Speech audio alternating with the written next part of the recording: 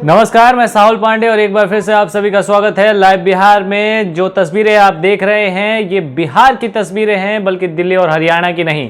दिल्ली और हरियाणा का नाम मैंने इसलिए लिया क्योंकि वहां पर किसान विरोध कर ही रहे हैं। पहली बार एक बार फिर से दिख रहा है कि बिहार में भी जो है किसान विरोध करने उतरे हैं, लेकिन इसमें आपको लाल झंडा दिखेगा और हरा झंडा दिखेगा, यानी कि राजद के कार्यकर्ता भी हैं इसमें और साथ ही साथ भाकपा माले और सीपीआई के कार्यकर्ता भी है। खुद कन्हैया कुमार जो है इस विरोध प्रदर्शन में मौजूद रहे। इस दौरान उन्होंने सरकार पर जमकर हमला बोला है। आइए सुनते हैं कन्हैया क्या कह रहे हैं। बीएसएनएल के पास जब लाइसेंस था तो प्राइवेट कंपनियां कंपटीशन में फ्री जियो धनाधन करा रही थी। जब से बीएसएनएल समाप्त हो गया है तब से आप देख लीजिए कि लगातार मोबाइल के इस्तेमाल करने का जो रेट है वो बढ़ता जा रहा है। मैं यही कहना चाहता हूँ कि इस पूरी की पूरी लड़ाई में एक बात है कि अगर दूसरे उत्पाद को उपजाने वाले या बनाने वाले जो लोग हैं वो उसका एमआरपी तय कर सकते हैं, तो क्या किसान अपने फसलों का एमएसपी नहीं तय कर सकते हैं? और किसान क्या मांग रहे हैं? किसान कह रहे हैं कि आपने कानून बनाया है तो सबसे पहले जो आप ये दावा करते हैं कि एमएसपी समाप्त नहीं होगा, तो आप यह बात कहिए, आप यह बताइए कि अगर कहीं भी एमएसपी से कम पे खरीद होती है तो ये एक आपराधिक काम होगा, उसके ऊपर क्रिमिनल केस किया जाएगा।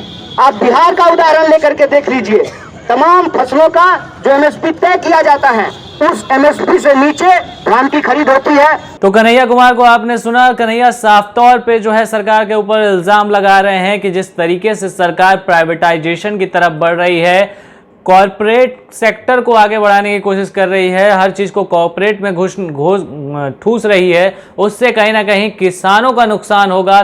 और साथ ही साथ किसानों का नुकसान तो होगा ही, लेकिन देश के मिडिल क्लास का जो है सबसे बड़ा नुकसान जो है यहाँ पर देखने को मिलेगा। उन्होंने बीएसएनएल का एग्जाम्पल दिया, साथ ही साथ आपने सुना कि किस तरीके से वो एमआरपी तय करने की बातों को लेकर के भी सरकार पर हमलावर थे।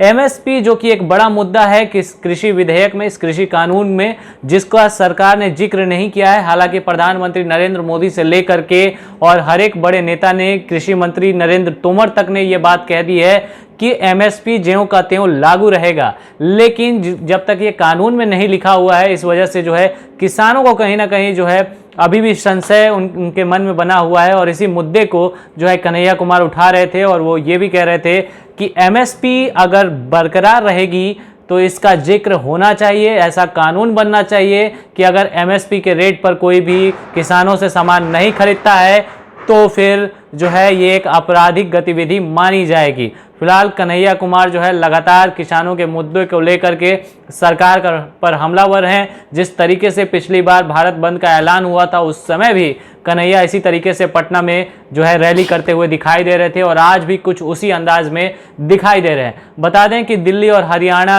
और साथ ही साथ पंजाब के किसान जो है दिल्ली में फिलहाल सरकार से वार्ता कर रहे हैं, सरकार से बातचीत चल रही है। इस बातचीत का अभी तक कोई भी बड़ा जो है हल सामने नहीं आया है, कोई बड़ी बात सामने नहीं आई है। अभी भी ऐसा ही लग रहा है कि किसान सरकार की दलीलों से सहमत नहीं है। हालांकि 3 तारीख को जो है इस पूरे मामले पर बड़ा फैसला हो सकता है। अब इंतजार करना होगा कि क्या सरकार जो है वो किसानों को संतुष्ट कर पाती है या नहीं, और अगर नहीं कर पाती है तो क्या सरकार इस कृषि कानून को वापस लेगी। फिलहाल इस रिपोर्ट में इतना ही। आप बने रहिए हमारे साथ। धन्यवाद।